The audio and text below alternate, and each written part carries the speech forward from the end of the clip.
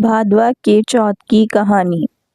एक साहूकार के एक बेटा बहू थे। बेटा व साहूकार दोनों ही कुछ भी कमाते नहीं थे।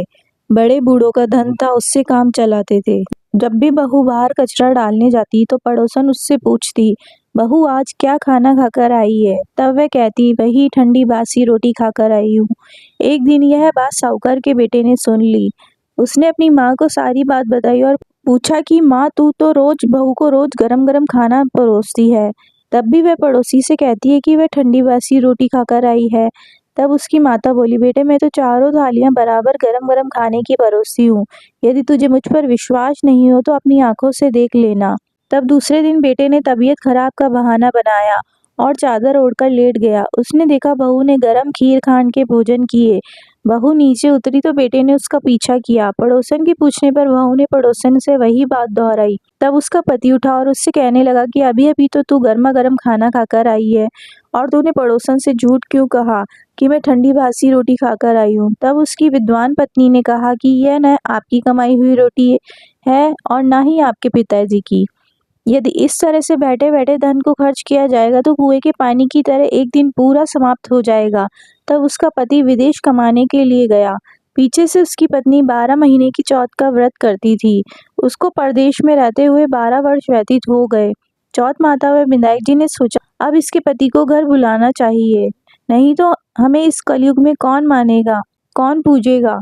चौथ माता लड़के के सपने में जाकर बोली कि तू घर चला जा, तेरी पत्नी तुझे बहुत याद करती है।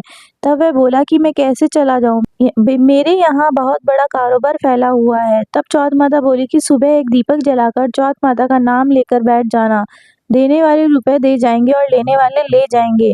उसने सुबह उठकर वैसा ही किया और उसका सारा कारोबार एक दिन में ही सिमट गया। जब वह घर जाने के लिए रवाना हुआ तो रास्ते में उसे एक सांप आग के पास जाता हुआ मिला। लड़के ने सोचा सांप जल जाएगा तो उसने सांप को भगाने के लिए सिसकारी भरी, लेकिन तभी नागराज बोले कि हे पापी दुष्टी, मैं तो सांप योनि से मुक्त हो रहा था, लेकिन तूने मुझे सिसकार दिया, इसलिए मैं अब तुझको डसूंगा। तब वह लड़का बोला, हे नागराज, तुम मुझे अवश्य खा लेना, मैं आपको वचन देता हूँ, मैं 12 वर्ष बाद अपने घर मिलने जा रहा हूँ। कल रात आप अवश्य आ जाना। जब पति घर आया तो वह बहुत उदास था। पत्नी के कारण पूछने पर उसने बताया।